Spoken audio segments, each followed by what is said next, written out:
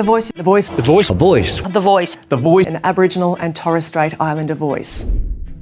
There are many people at the moment wanting to convince you that the Indigenous voice to Parliament is only a modest alteration for our democratic system. It is a generous, modest and gracious offer. But if the voice succeeds at the coming referendum, it will fundamentally change our national rulebook, the Australian Constitution.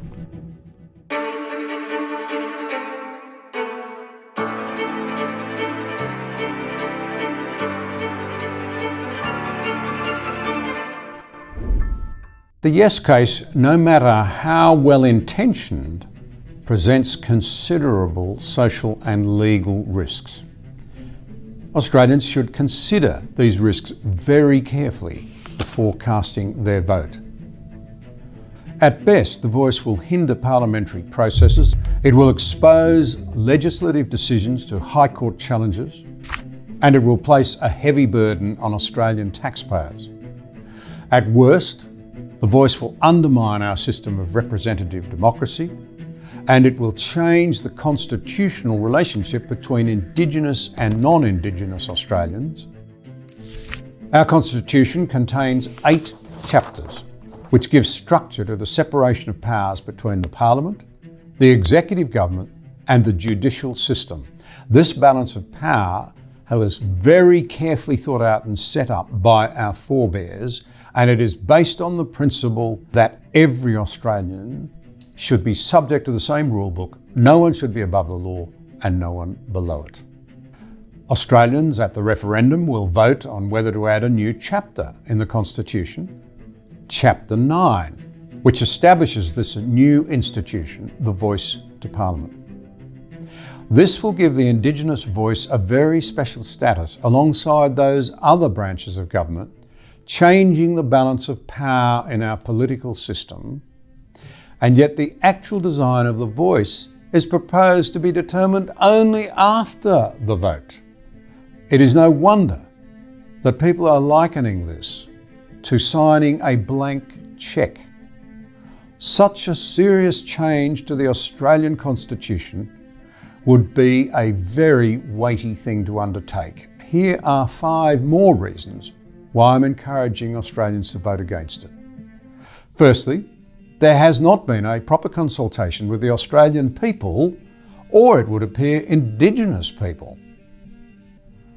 Unlike the Republic referendum did back in the late 1990s, these alterations have not gone through a proper review via a constitutional convention.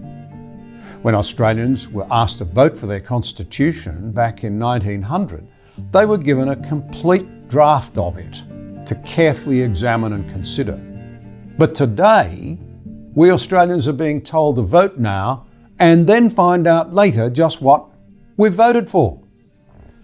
Astonishingly, the truth is that even our politicians don't know what they will create. Our nation's founding fathers would be aghast. Considering the magnitude and permanence of constitutional change, this is a dangerous and, I believe, wrong approach. Secondly, the voice would undermine the principles of our representative democracy by encouraging race-based identity politics. When politicians are elected, their race, age or sex is irrelevant to the solemn duty they have to the Australian people. Take my friend and colleague, Senator Jacinta Price, who faithfully represents, to the best of her very considerable ability, all of her constituents in the Northern Territory, not just those who share her Indigenous heritage or gender. The Voice to Parliament, however, would be an unelected body with members selected in part on the basis of race. This would create a fundamental division between Australians. Thirdly, the voice would hinder the work of Parliament. Constitutional law expert Peter Garangelis, among others, argues that the voice could force the government, through the courts, to listen to its advice and stall its procedures. The possible use of the courts has been identified as desirable by Professor Marcia Langton, who is a leading architect of the voice.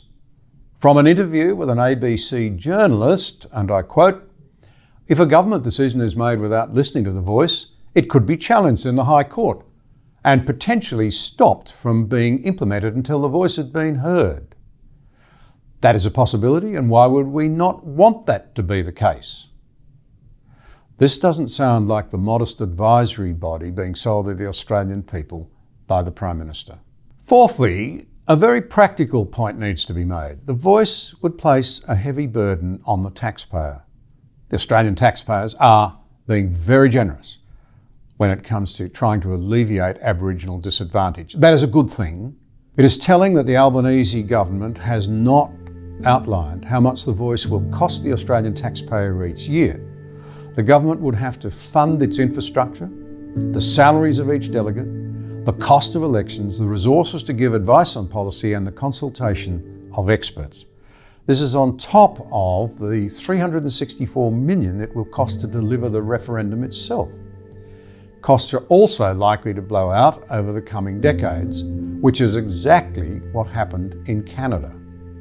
Canada's Assembly of First Nations was established in 1982, and, like the proposed voice, it advises the government on all laws that affect the Indigenous peoples of Canada.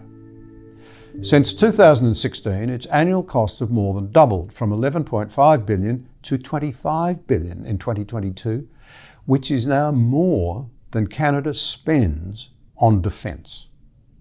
Worst of all, according to Dr. Tom Flanagan, a senior fellow at one of Canada's largest think tanks, through all these decades of steadily increasing spending, the gap in living standards between First Nations people on reserves and other Canadians have remained almost exactly the same.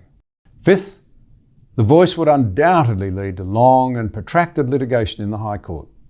Previous High Court Judge Ian Callanan wrote that it would lead to a decade of litigation.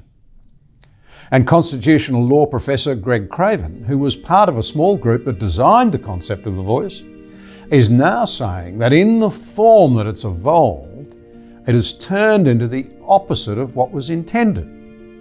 His point is that because the proposed voice will be able to advise the executive government in addition to Parliament, profoundly multiplies the scope of its impact, from major national security decisions down to, as he put it, where to site a lighthouse. According to Professor Craven, it's become highly apparent that Indigenous activists want constitutional challenge for breakfast, lunch and tea. Ultimately, Australians cannot know what the voice is and what it does until the High Court tells them, and that will only be after the politicians have designed it, because at this stage we don't know what their design looks like. It would be reckless to make these changes to the Constitution without considering these issues. The voice runs the risk of dividing the nation and creating decades of lawfare in the High Court. So please join me. Vote no at the coming referendum.